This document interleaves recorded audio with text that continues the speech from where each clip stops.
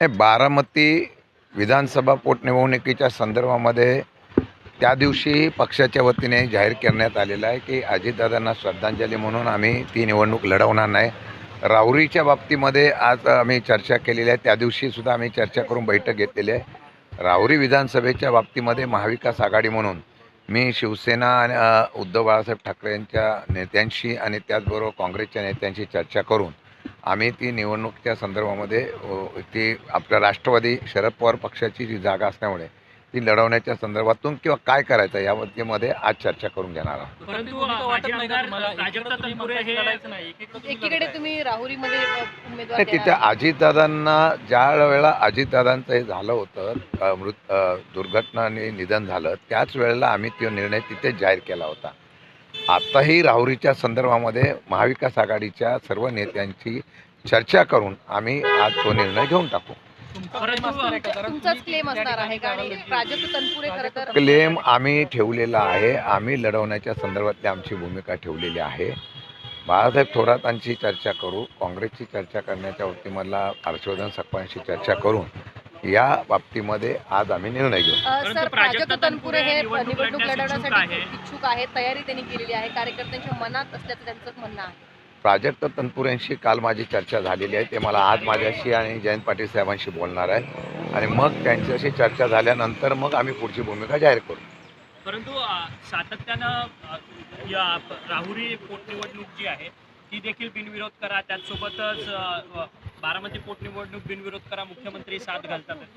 मुख्यमंत्र्यांनी साथ घातलेली आहे. मी आता जयंत पाटील साहेब आम्ही सगळेजण आता सुप्रियाताई वगैरे आम्ही बसू आणि ते बसून त्याच्या संदर्भामधला निर्णय घेण्याच्या संदर्भात आता बैठक होईल आणि तिथे निर्णय घेऊ. सर, अशोक खरत प्रकरणामध्ये सीडीआर अंजली दमानी यांच्याकडे कसे येतात या सगळ्या संदर्भातले प्रश्नचिन्ह उपस्थित होतात.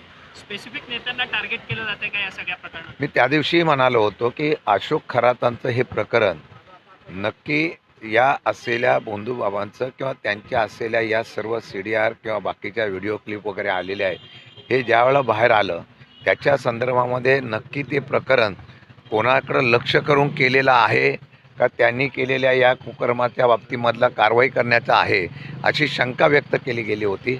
आज मला वाटतं की अंजली दमानियाकडं जर अशा प्रकारचे CDR कोणी जाणीवपूर्वक पाठवले असेल तर त्याच्या बाबतीमध्ये या असलेल्या संदर्भामध्ये त्या व्यक्तींनी की त्यांनी तशा प्रकारचा आक्षेप घेतला तर पोलिसांनी त्याचा खुलासा किंवा तिथल्या असलेल्या राज्य सरकारने त्याचा खुलासा करण्यात आला. खराब प्रकरण असेल किंवा मग अजितदादा यांच्या मृत्यूनंतर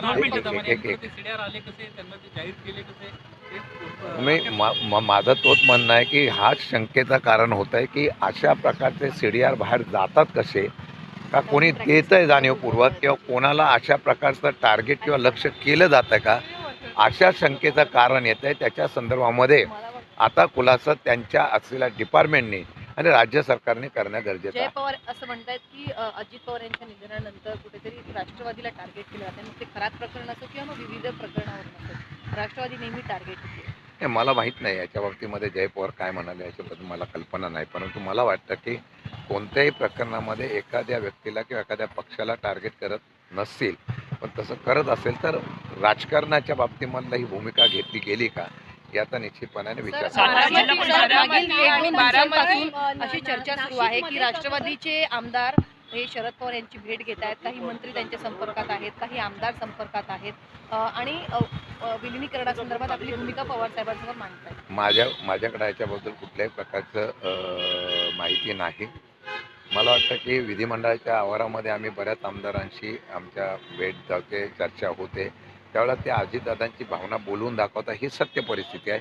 परंतु पवार साहेबांच्याकडे त्यांची कोणी भेट झाली असेल त्याची मला कल्पना काय काय काय भावना मांडत नाही. ते सांगत होते की स्वर्गवासी अजितदादा पवार यांचा जो विचार होता त्याप्रमाणे एकत्र येणं गरजेचं आहे, काळाची गरज आहे असं बऱ्याच लोकांनी भावना व्यक्त केलेली आहे. परंतु आता राहुरी विधानसभेची पोटनिवडणूक जी आहे ती तुमच्या चिन्हावरती लढवणार आहात की नाही? कारण की काँग्रेस देखील ठाम आहे स्वतः निवडणूक. म्हणूनच म्हणालो की आत्ता मी साहेबांची चर्चा केल्यानंतर मी आता आज पक्ष कार्यालयात गेल्यानंतर संबंधित असलेल्या महाविकास आघाडीच्या नेत्यांची चर्चा करेल आणि त्याच्या प्रकारची भूमिका आम्ही आज ठरवून घेऊ. सातारा जिल्हा परिषदच्या निवडणुकीमध्ये सभापती निवडणूक पदाच्या संदर्भात देखील तुम्ही सगळेजण तटस्थ राहिलात आणि भाजपला तुम्ही कुठेतरी संधी दिली आहे का या निमित्ताने? नाही, भाजपला संधी दिली नाही, उलट भाजपने आमच्या लोकांना फोडलं आणि आमच्या लोकांना संधी दिली आणि खऱ्या भाजपवर अन्याय केला आहे. आता कराडमध्ये 8 सदस्य भाजपचे निवडून येऊन सुद्धा जर त्यांनी 2 फुटीर लोकांना संधी देण्याचा प्रयत्न केला असेल तर मला वाटतं आता भाजपने विचार करणं गरजेचं आहे.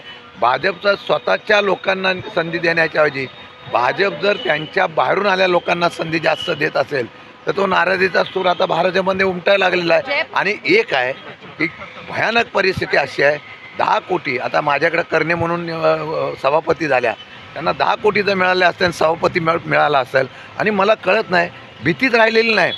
भीती काय राहिली नाही माहिती आहे का, की आपल्याला डिस्क्वालिफाईड करतील, आपण निलंबित होऊ, आपलं करिअर खराब होईल, याची भीती जर कोणाला लागत नसेल. आता विराज शिंदे जे वाई म्हणून त्यांच्या सौभाग्यवती निवडून आल्या, त्यांचे वडील हे डॉक्टर सुरेश जाधव हे फार मोठे काँग्रेसचे नेते अध्यक्ष झालेले आहेत.